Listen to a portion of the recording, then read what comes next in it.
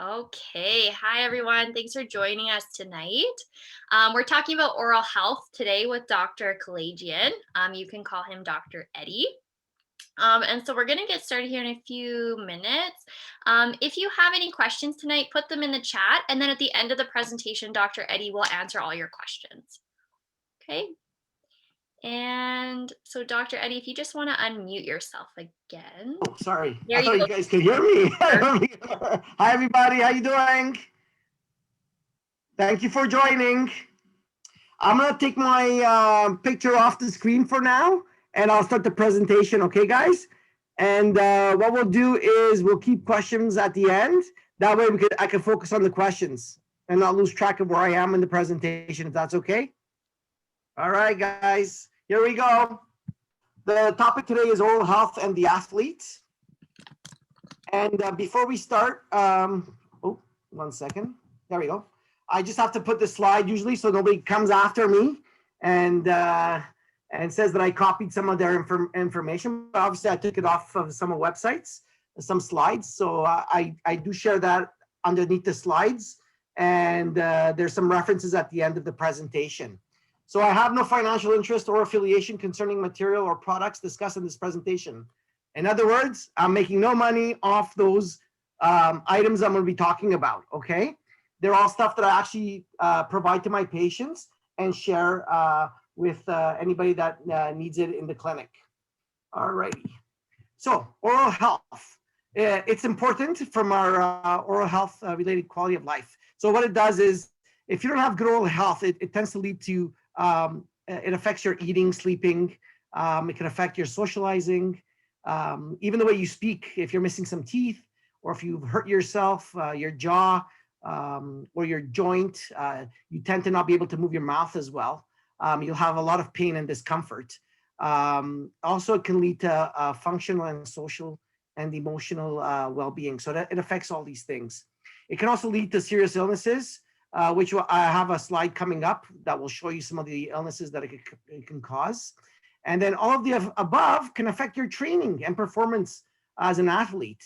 And we know that that's important so that you guys could at least participate well and win at your events, right?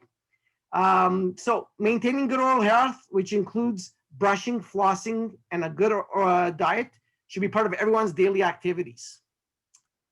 So what kind of illnesses can bad oral health lead to? So these are all proven in studies. It's diabetes, which is high blood sugar, heart disease, which can lead to heart attacks, preterm birth. So for our young ladies, as they grow up and mature to women, and if they plan to have babies one day, if they have oral health problems, this will lead to low baby weight, which can lead to an unhealthy baby. Another thing that it can lead to is a stroke, which is blood clot or bleed in the brain, which could affect our speech, our ability to move, because it could cause paralysis or we get paralyzed. So smiles, they're all different kinds of smiles. This is an adult mouth. As you can see, they're all big teeth. Eddy, Eddy, you just have to go to the next slide. Oh, I'm sorry. Yeah, That's okay.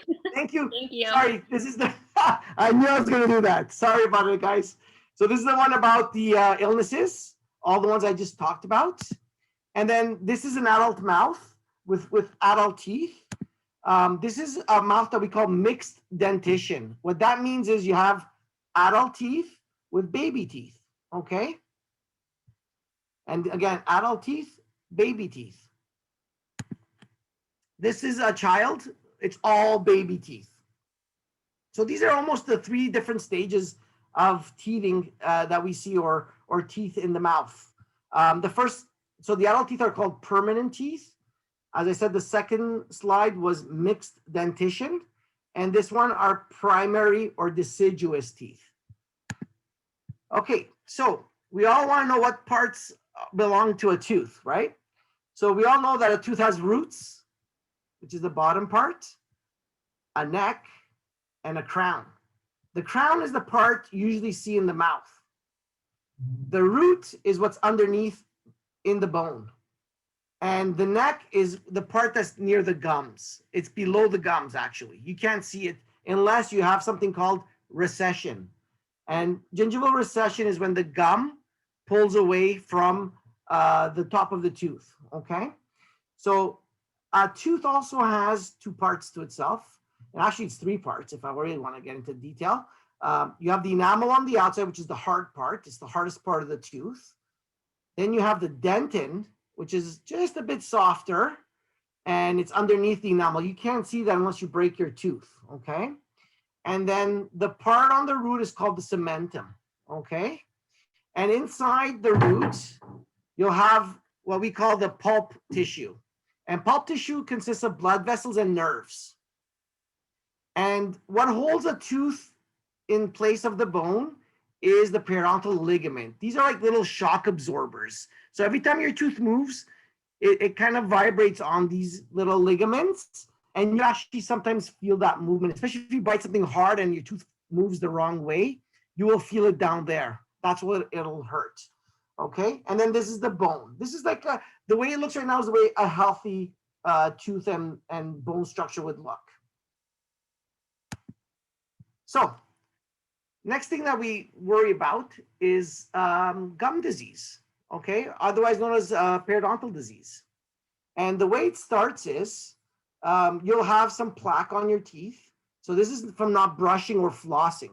So it's very important to brush and floss, okay? The plaque will attach to the tooth. And if you don't brush it off, what will happen is it'll cause the gums to get inflamed. They'll turn red and bloody, okay? They'll look a bit puffy as well. Healthy gum looks nice and pink and hard. I'll show some pictures later so you can see the difference. And then if you keep that plaque there, it could become tartar. And tartar is the harder tooth material. It's not actually from tooth. It's the material that comes with bacteria and the salts that are in saliva. They form hard structures on the tooth, and they're very hard to clean off once they form, okay? You usually go to the dentist to see the hygienist to get that cleaned off. You cannot brush that off. You cannot floss that off. Plaque, you can floss and brush off. It's the soft, pasty stuff you'll see on your teeth. Tartar is a harder yellow or dark, sometimes it'll be black, or if it's fresh, it's white, okay? And if you leave that in there long enough, you'll get something called a periodontal pocket. What that means is the attachment of the gum to the tooth will start to separate. And this will create an area where bacteria, food, and lots of other things could get trapped and cause infections. So it's very important not to let yourself get to that level. So this is a picture of the healthy tooth gums. It's is right here. This is healthy gums. And this is gingivitis, okay? The gingivitis seems like red areas. And as you can see, it's a little more puffier, whereas the healthy gum is pink and it's more solid, okay? We'll see another slide later after we do the brushing part. A dental infection or a gum infection, or as we know as an abscess or a periodontal abscess, starts off with a little swelling on the gums. And usually on the roots or near the root, you'll see some yellow substance. That's pus. That's the infection coming out of the gums. Sometimes you could see it as a little boil, like a little bubble on the gum, okay? And it usually will be a bubble on the loose part of the gum, not the attached part, okay? And if you poke this and burst it, you will get yellow infection coming out, okay? This is not good for you. If you leave that in there, you end up with this. This is someone with adult periodontitis. Basically, it's bone loss. They've lost a lot of bone. So you can see now the roots are showing, okay? So the teeth look longer, but they're not. The top part of the teeth are actually right here. Same thing right here. What's happened is the gums have receded. It means they've pulled away from the top of the tooth, okay? And what that does is it exposes more root. As you can see, it can lead to other problems later on, okay? This area of the tooth is much easier to get cavities. And we're gonna be discussing cavities soon, okay? It's actually the next topic, okay? Dental cavities. Now the two mouths you see here are not very good. They got lots of little cavities, or big cavities, I should say. Here's some small cavities. This is an adult mouth. And this is a pediatric mouth or a child, okay? You can see all the brown, dark brown, black areas. There's some white areas. These are different cavities at different levels. So how do you get cavities? You get cavities when four things come together. So obviously you need a tooth. You need the bugs, which is the bacteria. You need the food, which is fermentable sugar. And you need time. What do we mean by time? It means that all these three things have to be together for a long period of time. And when you get all four of these combined, you get the cavities right in the middle, okay? So that's why we usually tell patients, brush your teeth, floss, don't eat too much sugar. Brushing and flossing removes bacteria off your teeth as well as removes the sugar. So it takes away the food from the bacteria. And how does bacteria make the cavities? By creating acid, okay? So so basically what it does is the bacteria's acid will start to dissolve the tooth, because the tooth is made out of calcium. It's a hard substance, but acid is able to erode that substance. And it starts, and I'll show you the levels of caries soon. It turns white. So the two bacteria that are mostly responsible for cavities are the Streptococcus mutans. For short, it's S mutans. And for the other one is Lactobacillus. And how do they look? They look just like this. This is the Strep mutans bacteria on a magnified dentin. Dentin has little holes like this, okay? These are dentinal tubules.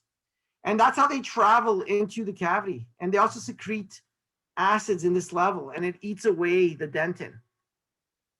The other bug is the Lactobacillus, and this is how it looks on the tooth structure. They're like rods. They look like hot dogs, eh? Okay. So how do cavities advance? So they start off on the enamel surface, and like I said, they could end up as white spots that could eventually turn black, okay? And then from there, they get deeper. As you get deeper, you get to something called the dentino-enamel junction. Basically, what that means is where the dentin and the cementum, the dentin and the enamel meet. This is what I call the no-go zone. Once a cavity gets to the dentin, it means you need a filling. When you're at this level, you're still able to reverse the cavities by using the right process of oral hygiene, okay? So the toothpastes, some rinses, Prevident. I'll go over all these things later on as well, okay? If the cavity is let to go on and continue, it will start to cause pain because you're getting deeper into the dentin. Dentin, as I mentioned earlier, has those tubules. And those tubules is where there's a fluid exchange. That fluid exchange is what's going to cause the toothache because it's going to affect the nerve. If that tooth cavity is allowed to grow deeper, it will now hit the nerves and the blood vessels that are in, or otherwise known as the pulp, okay? And that's very, very painful. That's the toothache that people will feel when their teeth hurt. And then if you let that go on any longer, which you shouldn't, you will end up with an infection underneath. The nerve will die because it cannot adapt to the noxious substance of the bacteria. So the acids and the bad toxins that the bacteria release will cause the nerve and the blood vessels to die, and the tooth will get infected. So what types of cavities can you get? There's three types of cavities you can get. One is a Pitt and Fisher cavity. This is the one you get on the top. If you ever look at your molars, they have grooves, and I'll show you in a slide coming up. And they'll get trapped in those little grooves, either the sugar or the bacteria. And if you don't brush or scrub hard enough, that will lead to a cavity on the top surface. Now, there's another type of cavity. It's called a smooth surface cavity. And these are the type that you get on the fronts of the teeth. And again, you'll see them as white areas that will turn black over time and make a hole in it, okay? And then you get something called root cavities. The only time you'll get a root cavity is when the gum has gone down, okay? So again, brushing and flossing will prevent all these kinds of cavities. So as I mentioned earlier, there are different grades of cavities. So this is the progression of a cavity. You'll see it starts off as a white area, then you get a small little black area with a hole starting into the enamel. And that hole will just get bigger and deeper. And as it gets bigger and deeper, it will start to hurt. So this is what a dentist looks at when he looks at an x-ray. you'll see that it's the first one is not a deep cavity. A dentist will not fill that because they'll hope that you're able to reverse that. As it gets deeper, this is something we might start thinking about doing a filling on. Once it gets to that the DEJ or dental enamel junction, that's where we start doing fillings. Okay. Again, it's a deeper cavity, and here it's gone further in, and again further in. This is the nerve right here. Okay. This is starting to get painful. This not so much. Maybe a bit sensitive to cold and some sugars. This one a bit sensitive to chewing sometimes. This one a lot sensitive to chewing. And these are the fissure cavities. So these are your fissures on your molar surfaces, okay? That's why they can get trapped, because they have little grooves in them. And if you don't brush and floss, mostly brushing on this one, you will get bacteria and food trapped in those little grooves. And they will start to turn black. And then they'll become big holes. Okay, so brushing and flossing is very, very important. So one of the things that we mentioned was the fermentable sugar. So having a good diet is very important. It's good for your teeth and your gums and your bones. And as athletes, we know how important it is to stay in shape. So it's very important to eat, obviously, fruits and vegetables, and then to eat grains and nuts, as well as some dairy products. Obviously, when you choose dairy products, do not go for the heavy fat stuff. Go for the low fat stuff. So the skim milk or the 1%, that's going to be a healthier choice. And then obviously some lean proteins. So proteins are good for muscle building. And we try to take off the skin of chicken because the skin has a lot of the fat in it. And then fish is a very good protein to eat because it's low in fat and it's got omega-3 fatty acids, which are very good for our health. And they also recommend you eat at least half a pound of seafood a week. The most important thing, water. We got to stay hydrated. And then water tends to dilute any sugars that you have in your mouth or decrease the acids. Okay, let's go to the next one. So what are the foods that are bad for dental? I think we all know this one, right? It's sticky foods like candies, definitely gummies and dried fruits. So I said things that go crunch. So chips and ice. Ice, everybody thinks is good to chew on, but it's not because it's very hard and can break your teeth. Okay. Now chips, I sometimes say it's okay to eat chips before you have sugar because the oils from the chips or the oils from the cheese can protect the teeth. But again, I try to avoid as much as possible because chips is made out of sugar. It's a complex carbohydrate. And what that is just a sugar. So it's fermentable and it can cause cavities, okay? The other thing you should avoid are sugary drinks. So sodas, coffee, tea, and sports drinks. Now we all drink sports drinks when we're playing sports or it's a hot summer day outside and we're sweating. It helps replenish our nutrients or vitamins. In some cases, it even helps with what do you call those? Electrolytes. That's the word. I was trying to think of the word. Sorry about that. So these things help us in staying hydrated, but the sugar in the sports drinks will cause cavities. So you got to be very careful. Okay. So avoid sugary, caffeinated, carbonated drinks. The other thing you have to avoid now, sometimes when we play sports, we'll bring a wedge of orange or any kind of citrus fruit to kind of chew on. But I'm against that now because the acids within the juices can also erode enamel and cause cavities. And if you have mouth sores, it can hurt. The other thing we want to do is obviously, I don't think any of you are drinking, I hope, is avoid or limit alcohol consumption. Because alcohol causes dehydration. And if you drink too much of it, it can cause cancer, okay? The other thing you have to be careful of, it can cause caries and oral infections such as gum disease.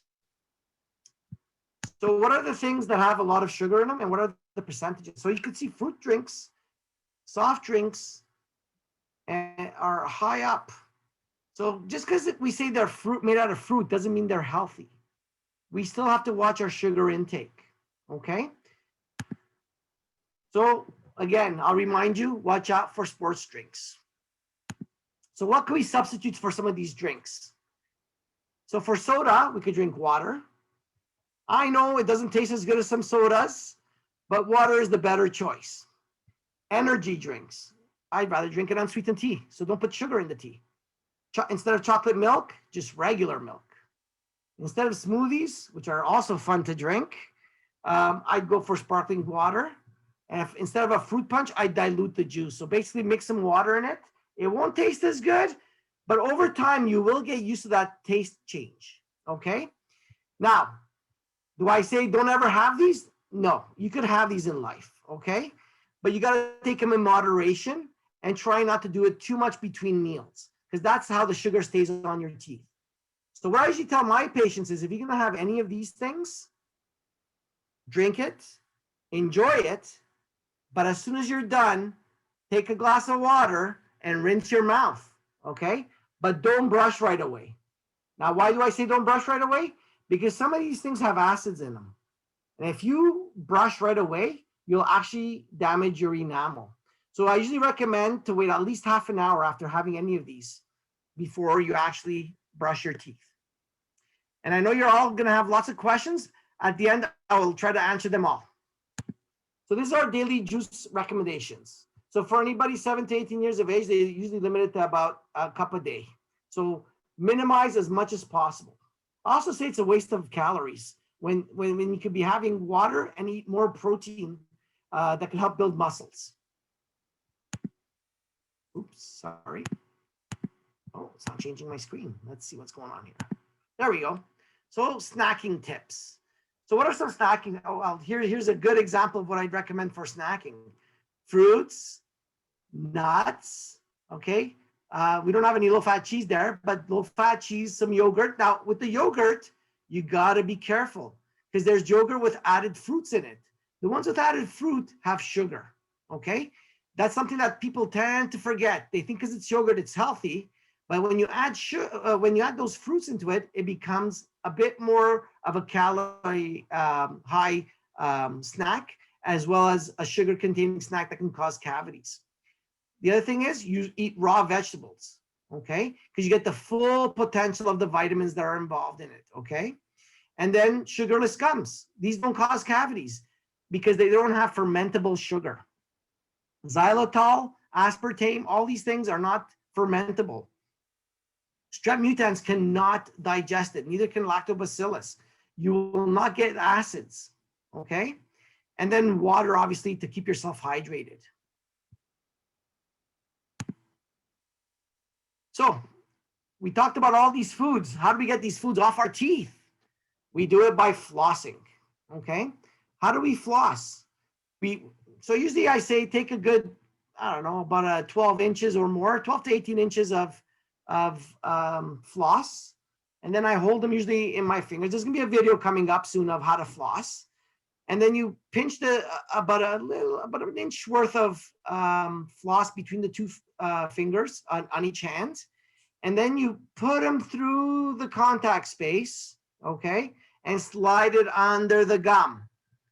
And then what I do is as I go down, I don't hug the tooth, but as I go up, I hug the tooth and I pull up. And that gets the food out and the bacteria out, okay? So again, I bring it in, I make that C shape, and then I hug the tooth and I pull up. Oops, sorry about that. And I do that 2 to 3 times on each side to make sure everything's gone, okay?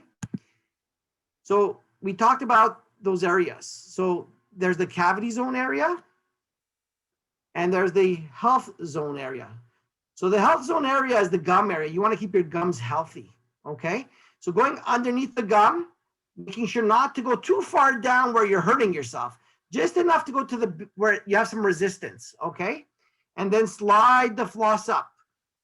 And as you go through, as you're going into the gum, you're going through the cavity zone because this is where you can get cavities. So at the same time, you're getting rid of the bacteria that can cause cavities, okay?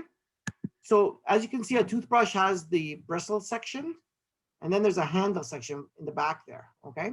So when you pick bristles, they gotta be soft or extra soft, and they gotta be made out of nylon, and they gotta be rounded so they don't hurt your gums. Now, if they're not that soft, or you want them softer, you can run them under hot water and they'll get softer. Okay, that's a little trick I teach my patients. The other thing you have to do to pick a toothbrush is the size and shape of the head.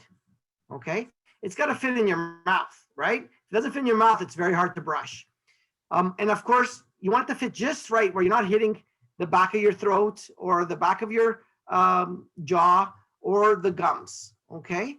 And the bristles should be wide enough to touch 2 teeth at a time, okay, at minimum. And then the grip should be a non-slip grip and that you should be able to hold comfortably. Now, if you're unable to grip your toothbrush, some people will tape sponges to them, or they'll attach tennis balls. Whatever will help you hold that toothbrush better will work. And definitely make sure it has the ADA and CDA seal of acceptance, because this means that they've been tested and they've been approved by the association. Of course, there are manual toothbrushes and there are electric toothbrushes, okay? As I mentioned, the manual toothbrush comes in different sizes and shapes, okay? These are the pediatric ones to the, let's say the tweens, teens, and then adults, okay? And they come in different forms and shapes. I'm good with whatever can help you clean your teeth. Now, electric toothbrushes. I usually recommend 2 types of electric toothbrushes. And they both work differently. But now, Oral-B works by a rotating head, okay? And this is the pediatric version, the adult version, and this is the newer version that also has some vibrations in it, okay? And the other one that has vibrations in it is called Sonicare, okay? And they're making them so fancy nowadays. So even the Oral-B and the Sonicare, their high-end toothbrushes, come with an app that communicates with your toothbrush. So it knows, you know, how long you brushed for, which areas you did, which areas you ignored. It actually keeps track of your brushing and even lets you know to brush for how long, okay? It's a very good thing to have this if you have a hard time keeping track, okay? And if you have a hard time doing it by hand, okay? Now, these are the electric toothbrushes that I talked about. I'm gonna show a video and you'll see how they work. They both work differently, okay? So here it goes. The Oral-B brush is right here. So it's an oscillating brush, and the Sonicare is a vibrating. Let's see that again. So it rotates, oscillates, and this one vibrates. Now, the difference between the two is this one makes a lot of vibrations. So before you put it in your mouth, you don't turn it on. You turn it on only once you put it in your mouth. Because if you put it on outside of your mouth, guess what? Your whole mirror is going to be covered with toothpaste. Okay? Now, I'm good with both of these toothbrushes. They're both very good. And now that Oral-B includes the vibration, it's made it even better. Okay? So they're both very good toothbrushes that I recommend to my patients. What a lot of people like about the Sonicare is that it actually allows the liquids and the foam of the toothpaste to come between the teeth and foam out to the outside. And you won't see that on this one, but now with the vibrations, it will do that. Sorry, I didn't have a video of the new toothbrush. Oh, sorry. Let's go to the next one. So a lot of people will ask, what's better, powered or manual? So studies have shown that powered toothbrushes reduce plaque and gingivitis more than manual toothbrushing in the long and the short term, okay? So that's already been proven. So a lot of people say then, why not just go electric? I say that's fine. There are some purists like me who still use manual toothbrushing.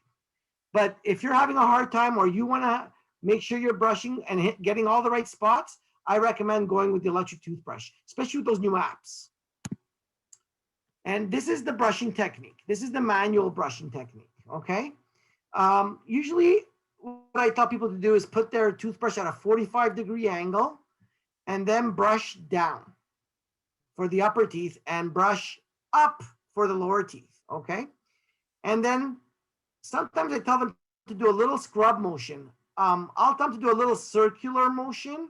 The video is going to say back and forth, and I'm okay with it as long as you don't do strong back and forth motions, because that can damage your gums and cause recession. This is how you brush the back of the front teeth. Same on the top. You would hold the toothbrush vertically, okay?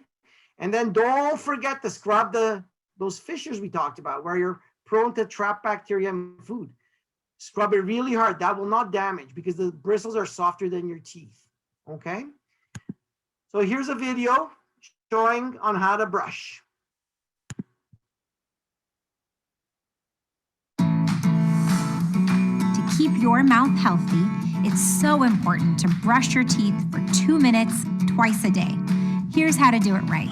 Place a soft bristled brush at a 45-degree angle to your gums and move the brush back and forth in short strokes. Not too hard, use gentle pressure, not hurting the gums. Brush all sides, including the chewing surfaces of all teeth. To clean the inside surface of your front teeth, tilt the brush vertically and make several up and down strokes. And finally, brush your tongue to remove bacteria and keep your breath fresh. Use a fluoride toothpaste with the ADA seal and replace your brush every 3 to 4 months. Sooner if the bristles get frayed. Brush twice a day, floss once a day, and see your dentist regularly. To learn more about taking care of your teeth and gums, visit mouthhealthy.org. So they mentioned something very important in the video. Oh, sorry about that. It said brush your tongue. Don't forget to brush your tongue. Why is it important to brush your tongue? For many reasons. If you ever notice, if you look at your tongue, it's got rough surfaces, right? These are your taste buds. And sometimes you have grooves on your tongues, okay? These are areas where food, so the sugars and the bacteria could get trapped and stay there for a long time. And they can cause bad breath as well as bacteria that will cause cavities because they'll create acid because they'll have the food from the sugar. So brushing your tongue is very important, okay? So here's that slide I was talking about. So you can see the top slide is someone that's not brushing and flossing regularly. But once we got the person to brush and floss, their gums will look much healthier. Now, what's the difference? You can see right here, you have a lot of redness near the gums. That's called gingivitis, okay? And here, you don't have any of that. It's nice and pink, salmon pink, okay? Now, for those of color, people of color, you might have some pigmentation in your gingiva. It won't be as pink as this. It'll be a bit more with a brown tinge into it, okay? So it doesn't mean it's not healthy, okay? But this is an unhealthy mouth, and this is a healthy mouth. It's important to keep your teeth clean, okay? Let's go to the next slide. These are some of the products I recommend my patients, okay? This is the tongue scraper. Very important to clean your tongue. Now, I use a toothbrush to clean my tongue. You could use a toothbrush as well. Of course, if you use those electric toothbrushes, they have very small heads and will be very hard to brush your tongue, but you could try it and it should work, okay? And then Prevident 5000, I'm recommending this more and more now since Calgary took away their fluoridated water. It has 5,000 parts per million of fluoride and helps protect teeth against cavities. Also good to protect against sensitive teeth, okay? And then these are all different products. So this is a xylitol gum that if you chew on it, your risk for caries goes down, okay? And then these are, if you have spaces between your teeth and you can't floss, you could use these. These are gum travelers, they're called. And they come in different sizes. And then obviously the flosses, okay, different type of flosses. This is the one I like to floss with. I like the taste and it feels good on my teeth. So I really enjoy using this one. And I used to love using Glide as well, okay? And then Listerine is good for your gums. It's proven to kill the bacteria that causes gingivitis, okay? So rinsing with that helps. Now, always pick the one without alcohol. I'll tell you guys, it doesn't taste great, but it works, okay? And then Pro Enamel, this is a type of toothpaste that protects teeth from those white lesions we talked about earlier. It helps recalcify. In other words, it makes the calcium, it replenishes it in the enamel. It'll make the tooth stronger and resistive cavities, okay? And then these are some pediatric versions of the toothpastes. And then there's the scope rinse as well. I don't recommend this as much, but we do have it in the office. So most of the products that we talk about have the seal of approval. You can go to this website and see everything that has the seal of approval. Now, I was surprised to see that Sonicare didn't have the seal of approval, but it doesn't mean that it's a bad product. Not necessarily. It just means they haven't gone through the rigorous requirements to get that seal, okay? A lot of Oral-B products were on that site. Let's go to the next slide. So what are the steps to good oral health? Brush your teeth twice a day for 2 minutes each time. Always at least 2 minutes. If you want to brush more, that's fine by me, but don't brush less, okay? And do it at least 2 times a day. I usually recommend in the morning after breakfast and in the evening before bedtime, okay? Floss your teeth at least once a day. Again, I would recommend you floss before bedtime if you're going to floss once a day, okay? Ideally, the best would be to floss after every meal. Ideally, it'd be best to brush after every meal. But we all know that when we're at school or we're at work, it's very hard to brush after you eat your lunch. Definitely limit your between meal snacking. Eat a well-balanced diet, as we talked about earlier. Include plenty of fruits, vegetables, water, and dairy products. Keep sugar, added sugar, okay, to a minimum.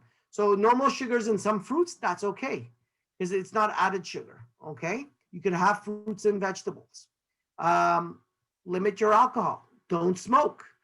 Do not vape. Now, vaping is catching on big, especially with the younger people nowadays. Vaping is not healthy, okay? It will affect your lungs. There are proven cases where people have ended up with lung infections, okay? So please avoid vaping.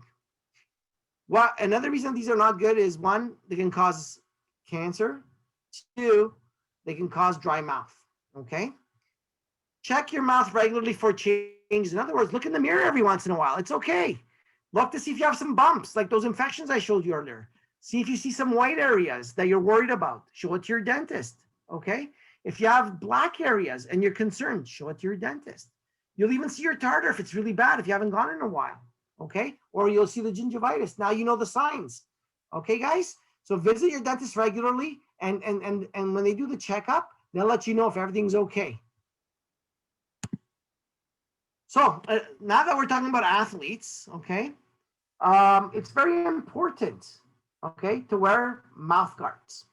So we talk about oral hygiene. So in other words, how to maintain your teeth, but now we got to protect your teeth and your gums.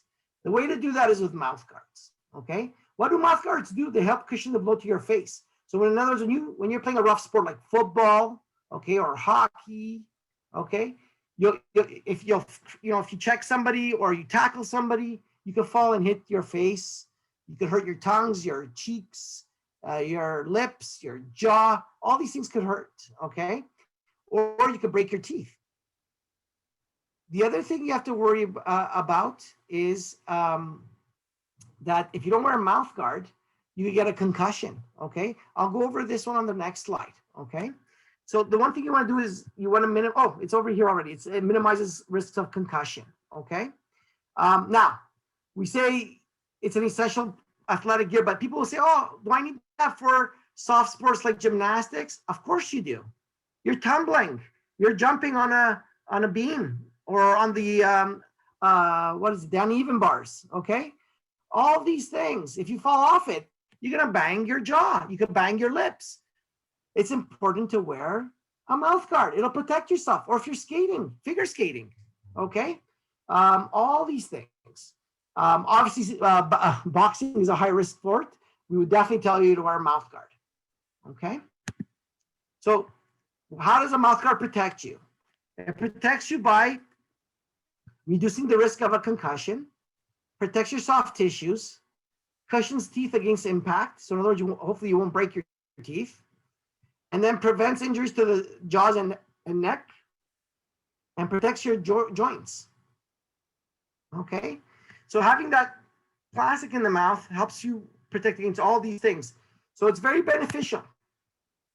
Okay, and mouth guards come in different size, shapes, and styles. Okay, so there are 3 types of mouth guards. There's the stock, the boil and bite, and the custom made. Stock mouth guards, you buy them off the shelf and you just put them in your mouth and use them. Now they're not usually very good because they don't fit very well. Okay, the boil and bite are just a bit better. Okay, and what you do is you buy it. It looks like a stock mouth guard. You put it in boiling water and then you put it in your mouth and you bite on it. Of course, you wait till it cools just a little bit so you don't burn your mouth, but you'll put the soft plastic in your mouth and then you bite into it and it makes the shape of your teeth and mouth. Custom made ones are the better ones, okay? Why are they better? Because they're made by your dentist. They're made custom fit. In other words, they fit you as your mouth is, okay? And I'll show you how we make those. And they're more comfortable and they fit better. So a boil and bite looks like this, okay? They do the custom bite, MVP and custom bite are actually approved by the ADA, okay? And they could come with little, I guess you could call them little tags that you could put around your face mask if you're playing football or hockey, and then they could hang off of that, okay? And then otherwise you could wear one without it. So a stock one are these ones over here. They're pre-made, okay? They also come with those little hooks that you can hook onto your face shields, but they look like this, okay? And they'll fit and they'll protect, but they're not as good as the other ones. And here's a custom fitted one, okay? As you can see, it's shaped like your mouth, okay? Now, what's cool about these nowadays is they come in different styles like that. You can have messaging on it. You can put teeth on it, scare your opponent a little bit. Okay, you can have skull bones. You can put your flag, Superman, anything you want. They'll do it nowadays. It's just amazing what they could do. How do we build mouth guards? It's very simple. You have to visit a dentist. They'll take an impression with a material and they'll either pour it up themselves in the lab. They use stone to do that. So that came out of that, okay? And then they will send this to a lab, or if they have this machine in their clinic, they'll make these pressure formed mouth guards. They protect your teeth, okay? So it's very, very easy to make. It's a bit more expensive than the other ones, but it protects your teeth much better than the other ones, okay? And then again, this came off of this, okay? So that's the progression. So how do you care for your mouth guard? It's very simple. It's very important to keep them clean. So after using them every time, for sure, rinse them in water and brush them, okay? You can even use toothpaste to clean them. Regularly clean the mouth guard in cool, soapy water, because sometimes you'll get mud in it. So when I used to play football, if I fell in the mud and that thing came out of my mouth, it fell in the mud. So obviously I'd want to wash it off with water before putting it back in my mouth. But when you bring it home, if it's dirty, make sure you wash it, okay? And thoroughly rinse it out.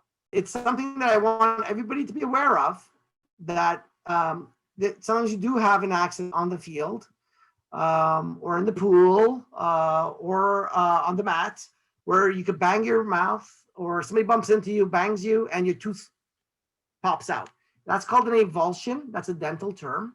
It basically means your whole tooth popped out, okay? It didn't break, it all popped off, okay? So when you look on the floor, you'll see your tooth with the crown and the root, the part that we talked about at the beginning. It's all out of your mouth. It's gonna be bloody or dirty. So when you're gonna pick it up, because I don't want you to leave it there, don't just toss it away, because you could save the tooth if you get to the dentist fast enough, okay? So you would pick up the tooth from the crown, the top part, as I talked about earlier, okay? And you would rinse it, Never pick it up from the root, okay? Because the root is what's gonna be reattaching to the bone. The minute you pick it up from the root, you could damage those periodontal ligaments we talked about, and it won't attach very well, okay? So gently rinse with water, okay? Don't brush it. Don't manipulate it too much. Even sometimes they say don't wash it, but you need to wash it to get it back in the mouth. You don't want to put dirt in your mouth, okay? Reposition the tooth in the socket. So some of you won't know what's the right way or the wrong way. Just remember one thing. Put it in, because it's going to keep it alive. If you get to the clinic or where there's a dentist or an emergency room where there's a doctor, they will, so definitely the doctor might not know, but the dentist will know if it's backwards, okay? They'll take it out again and reverse it again, okay? So don't be scared, just put it in the socket, okay? And it'll keep it alive till you get there, okay? So it says act quickly. Now, we usually say it's best to be at the dental office within 30 minutes, but I usually say if it's been out of your mouth for more than an hour, it's not going to be a good outcome, okay? But they can still try to save your tooth if you'd like, okay?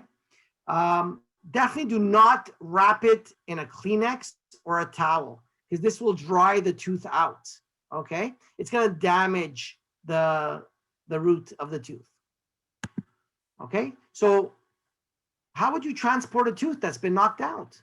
So there's a product out there. Now, I don't know if they still sell this in Canada or not. It's called Save a Tooth. It's made out of something called Hank's Balance Solution, okay? And I'll show you a little container of it on the next slide. So if you had, if you guys go to sporting events, I hope there's a emergency kit either with Save a Tooth in it, or there's a container there or a cup, anything that's clean, okay? If there's some milk there, even your saliva, okay? Water as well, and salty water, okay? All these things, they're easy to transport in a container to take to the dentist. The best thing is this one, okay? And then obviously putting it back in the socket is even better than this, okay? Just remember not to swallow the tooth, okay? So be very careful when you put it in there. Now, this is the Save a Tooth kit. They've improved it from when it first came out. Before, it used to be a little basket in there filled with liquid. Now they put these little finger-like projections in there. And what you do is, this is the top part of the tooth, okay? It's the crown. What you do is when you're transferring it over, you hold it from this part of the tooth and you put the root. So the root is now in the liquid. That's a liquid in there. The yellow stuff you see is a liquid. It's that Hank's Balance Solution. And what that does is it keeps the root moist until you get to a dentist. Now, they say you can stay like this for 24 hours. Like, I don't recommend it. The sooner you get to the dentist, the better. Obviously, if you're in a place where there's no dentist or there's no emergency room, then you have no choice. You would keep it for 24 hours till you got to a dentist, unless you want to drive right away and find one. But it'll keep your tooth alive, okay? Now, the nerve won't be alive, but the root, the surfaces of the root where the periodontal ligaments are, those cells that will reposition the teeth, reconnect the teeth, will still be alive, okay? And it's very important to keep it alive. So that concludes my presentation.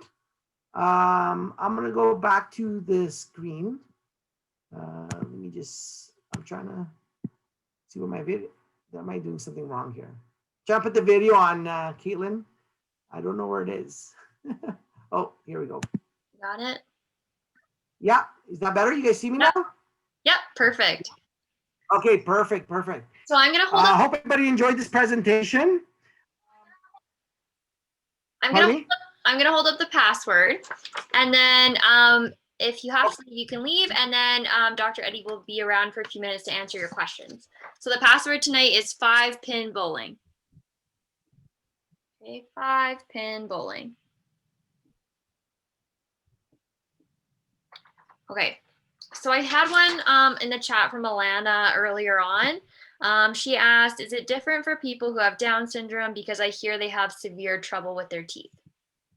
Yeah, so the difference sometimes is depending on how there's a high level of Down syndrome, and then there's a Down syndrome that's more affected, right? With dexterity or knowing how to brush. The gum sometimes will be more gingivitis, right? Yeah, they can get more gingivitis. They're more prone to calculus, okay? So their gums will be more redder sometimes. But I've seen a lot of people with Down syndrome that are very good at brushing, that are good at flossing, and maintaining their oral hygiene. So just because you have Down syndrome doesn't mean you're going to have bad teeth or bad gums. Perfect. Thank you. And then I had another one in the chat. Somebody asked, what causes cold sores in your mouth and how do you avoid them? So the word cold sores is a layman term. The real term is herpes, okay? That's a sexually transmitted disease, okay? Now, a lot of you don't know that maybe, but it is, okay? Now, it doesn't mean that you had sex with somebody and you caught it. It just means you could have shared a drink with somebody. So never share drinks with someone that has a cold sore or a kiss, okay? Very important, okay? Because you will transmit it. So that's how you get the cold sore. It's a virus, okay? And the way it gets into your body is through a cut, okay? And then eventually it'll travel to a nerve. It's called, okay, this is gonna get fancy now, okay? It's the trigeminal nerve, okay? That's the nerve that innervates your face, okay? It innervates your teeth. And it's in the base of the brain, okay? In the brain. That's where the main neuron is, okay? And the virus will actually go live in there. Believe it or not, okay? It's gonna stay dormant. It's gonna be sleeping in there, okay? And then one day, you're gonna get stressed or you're gonna be in the sun for too long and it's gonna activate it. And then it's gonna travel back through the nerve and it's gonna pop up on your lip or some, in worst case scenarios, in your eyes. So you gotta be very, very careful when you have cold sores, okay? Don't rub it and then rub your eyes because you could spread it. Perfect. Thank you. So I see I have a few hands up, so we'll go to those and then we'll go back to questions in the chat. So For Sarah, sure. do you want to ask your question? Just have to unmute yourself, Sarah. Okay, my question is, I like the floss sticks better than the floss string because I prefer it better with my hands and I like it easier. 100%. And that's okay. That's why I recommend it in my office. So there's two types of floss holders. There's one that looks like a slingshot, so like this, right? And there's one that has a curve in it. And then the string would be right about here. I'm okay with both of those. The main thing is to get between your teeth and to floss. Whichever way you do it, I'm okay as long as you floss and don't hurt yourself. Okay? Perfect. Okay, and then I see Brittany, your hand is up. You just have to unmute yourself. Hello. Hi, Brittany. Hi. I find, have you ever heard of the water pick? Yes. I find that a lot better than, like, I have trouble flossing because I can't get in the back of my mouth. Right. So I bought a water pick and I find that helps a whole lot better. So the water pick is a good product to get most of the big stuff out of your mouth. Okay. Mm-hmm. Now they'll tell you it fits perfectly in between your teeth, the contact areas, but it really doesn't. Okay. Okay. But when you have braces, it's a very good thing because it sprays all that plaque off your braces. But it won't get to that contact zone, like that area where the two teeth touch. Okay, like that right in between. It's very hard for that water to get right in there. So the actual action of flossing will get that. But you know what? I prefer people to water pick than not to floss. Okay. I still approve it. Yeah, I still floss, but it's just I prefer the water pick and the floss sticks. Yeah, because it's easier, right? You got it. Good. Perfect. And then Danielle, do you want to ask your question? You just have to unmute yourself. Hello. Hi, Danielle. How are you? Good. I have permanent retainers in the front of both my upper and lower teeth, so I have a hard time getting the dental floss through there. Right. What kind of retainer is it? Is it cemented? Or you could Yes, they're cemented. Okay, so yeah, those are hard to floss with, but there's something called a floss threader. Okay, so what it looks like is a fishing wire that has a loop, so it kind of looks like this. Yes. And you would pass your floss through there, and then have to go under each little area where your retainer is blocking. Okay. And then you'll do that same motion. But it is very hard to floss with that retainer in, if you can remove it. Yes. Thank you. Hang in there. Because I brush with an electric one, but still I'm trying to floss. Yeah. You might want to get a water flosser. It's Okay. also made by Sonicare. It's called water flosser. It's like a water pick.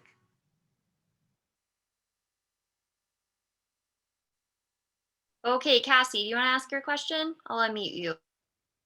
Hi, Cassie. You just have to push your unmute button. There you go. Hi. Hi. What happens if you're the only one in your family who gets cold sores and they only come back to the one person? What do you do then? So if you get a cold sore and it comes back again, is that your question? If it happens again? Mm-hmm. So there's something Yes, else I right now. it seems like in my family, I'm the only one who gets them. Oh, you're the only one, eh? Okay. So you got to be careful not to give it to them, okay? Yes. If you're the only one that keeps getting it, the main thing is to avoid sharing drinks, Mhm. okay? And then there's something called a Breva. It's like a little paste. It's like a jelly, little jelly. Now, don't use your fingers to spread it, okay? I usually tell people to use a Q-tip, okay? And that way you won't get it on your fingers. Okay. And that'll help shorten the life This also of works as the well. cold sore. It'll heal faster. You'll be less sensitive too. Perfect. Another quick question I had in the chat. Where do you get these products? So like the toothpaste. So a lot of these products are found at pharmacies and they're found at Walmart. I find these two places. Now, Walmart is probably the cheapest, but not always necessarily. So every time I go to either a pharmacy or Walmart, I always pass by the oral health section, and I look at the prices. I try to see what's going on. If the price is not right, I don't buy it. It's very simple, right? I wait or shop around. But these are the main places that I go. I do recommend usually patients to Walmart because they tend to have the cheaper prices. Perfect. Thank you. Jordan, I see your hand is up as well. You just have to unmute Hi, yourself. Jordan. Hi. This is my very first PIP program, but I'm kind of new to this, so I don't really know much about all these sessions. But I do have one question now. So my dentist, when I go to my dentist, they ask me to brush near the gum area. Yeah. Because I do have a problem with my gums when I'm brushing. If I'm brushing my teeth or my gums hard, do you know what I can do to not brush my gums that hard? Okay, so it's very important, okay, to brush your gums and your teeth, believe it or not, okay? Now, how is it important not to brush hard? It's very hard to tell sometimes when you're holding the brush yourself, if you're using a lot of pressure or not. But if you see that your brush is splayed out, if it starts to spread out like this real quick, it means you're pressing too hard, okay? If you're doing it as you're brushing, you're pressing too hard. You should go very lightly. Now, what I recommend to people that can't control their pressure is to use an electric toothbrush because they have pressure sensors on them.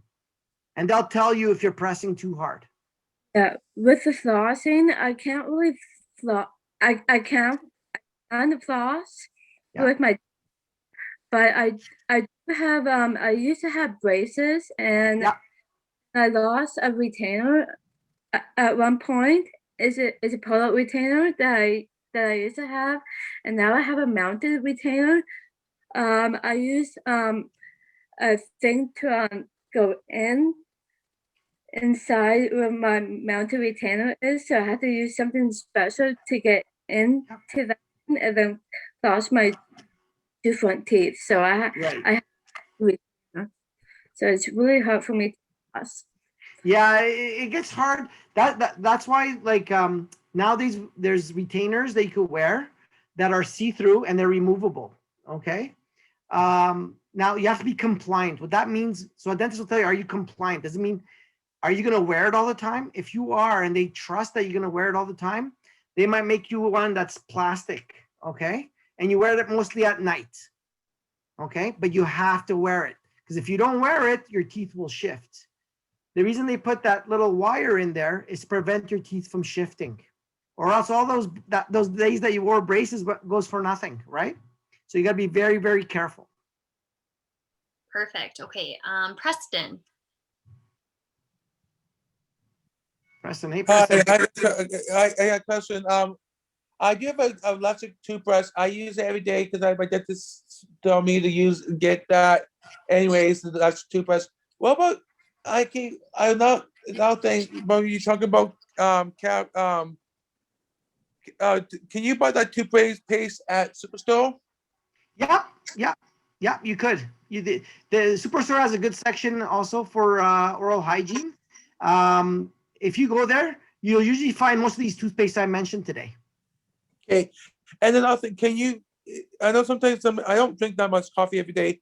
Does that affect your health? So if you drink a lot of coffee a day, it could affect your health because it has caffeine in it. And caffeine tends to make our heart race faster. Okay, puts us on edge a little bit sometimes. Okay, so it's good to drink maybe 1 or 2 cups a day is okay. Now, the other thing you have to remember is that coffee also will stain your teeth. Okay, so definitely, I think it's okay. I drink coffee. I drink 1 cup a day, and I usually drink it in the morning. So it should be okay to drink coffee. Just don't overdo it. Perfect. Thank you. Andrew, I see that your hand is up. You just have to unmute yourself. Andrew. Hi, Andrew. Okay. Hi there. I have a question. You know, sometimes about soda. You know, sometimes occasionally like Cineplex. Okay, we have occasionally like old sort of Coke and Pepsi products. Like my question is like for people who drink Coca-Cola, like Coke Zero without the sugar, is that okay? Is that okay only once in a blue moon? Yeah. Like Coke Zero? My question? Yeah. So I tell people that anything in moderation is okay, whether it has sugar or not. Right. I like people to enjoy their life, okay? So I tell people it's okay to drink a pop. It's okay to go to Halloween, collect candies. But whenever you do these things, make sure that you at least rinse your mouth with water. And then like I do. Sorry, continue.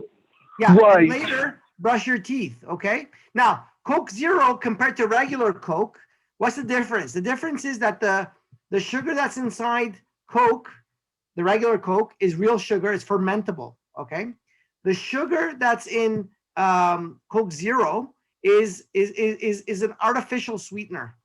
What that means is it's not fermentable. It will not cause cavities. But you got to remember, every soda has acid in it, okay? So it's the acid that's going to affect your teeth, not the sugar. Okay, perfect. So I have 2 more hands up. Laura, you can ask your question. Hi, Laura. Hi, I use a toothpaste that has sea salt in it. Is that a good toothpaste to be using? I've never heard of it. What's the name? I can't remember the name of it, but it was through I got it through Avon. Oh, okay. I've not heard of a toothpaste with sea salt in it. Salt in increased quantity is not good for you health-wise, okay? Okay. Because it give you increased blood pressure if you're swallowing. Oh, okay. Yeah. So I tell people to avoid as much salt as possible. Okay. Yeah. All right. Thank you. You're welcome. Good question. Okay, Robin, I see that your hand is up as well. Hi, Robin. Oh. Robin, are you there? Oh, we can't hear him. Okay. I have another question. So Robin, you can put your hand back up if you still have your question. We can try again. Another question I had in the chat. Does mouthwash replace brushing your teeth? No. But if you don't have a toothbrush that day, if you rinse your mouth, it'll help with at least decreasing the chance of getting a cavity. But the longer you don't brush, the longer that plaque accumulates on your teeth and becomes tartar, okay? So brushing is very important. It helps remove debris, remove bacteria as well. Now, the mouthwash will make it healthy, but not if there's a lot of plaque on the teeth, a lot of food on the teeth, because it won't penetrate. Perfect. Okay, Robin, let's try again. You just have to unmute yourself before you talk. Hey, Robin. Oh, we're gone again. Okay. Another question we had in the chat. What's the proper way to brush your teeth with braces? So with braces, there's different types of toothbrushes that are made for braces. It'll say orthodontic braces, toothbrushes.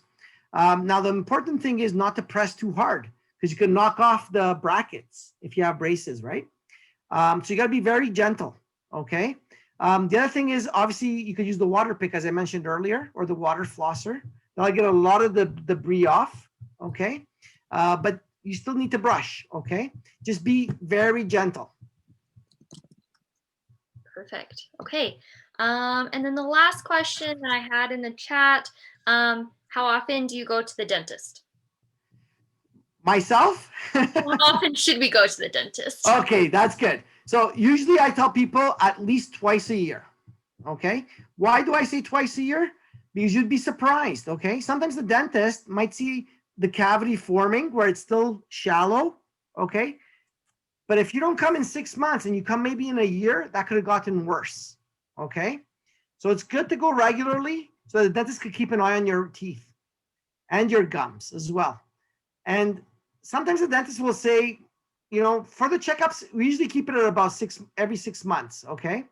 But for the hygiene, where they brush your teeth or they clean your teeth, sometimes we might say more than twice a year. Sometimes we'll say 4 times a year. Sometimes we'll say 3 times a year.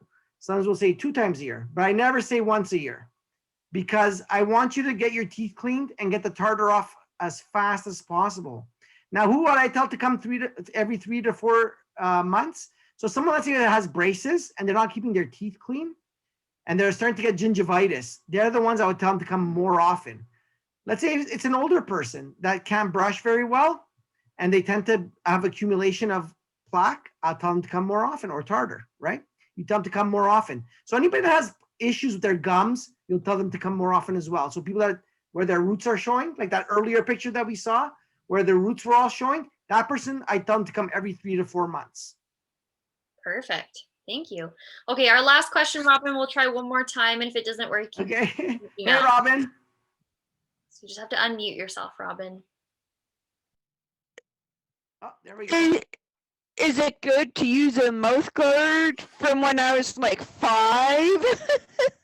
Yes, you better believe it. Mouth guard. I was like 5 years old. Yeah, it's important to use the mouth guard all the time when you're playing or doing activities that you could have an accident in, okay? Like I said earlier, it's not just boxing or football or hockey. If you're skating or if you're playing, if you're doing gymnastics, it's very important to wear a mouth guard because you could fall and bang your jaw. You could fall and hit your mouth against the beam, okay? If you're skating, you could fall and hit the boards, or you could land and hit your jaw. All these things could cause damage. Okay, I'll tell you guys a funny story. I fell off a scooter one time and I wasn't wearing a mouth guard. I was seeing stars. I really was because I banged it really hard. Okay, so very important, even when you're doing skateboarding, scootering, roller skating, all these things, I'd wear a mouth guard now. I recommend. I have another question. Sure. So, would you recommend using prescription toothpaste? So there is a prescription toothpaste that I do give. It's not a paste, it's a gel. And it's made out of something called chlorhexidine. Okay?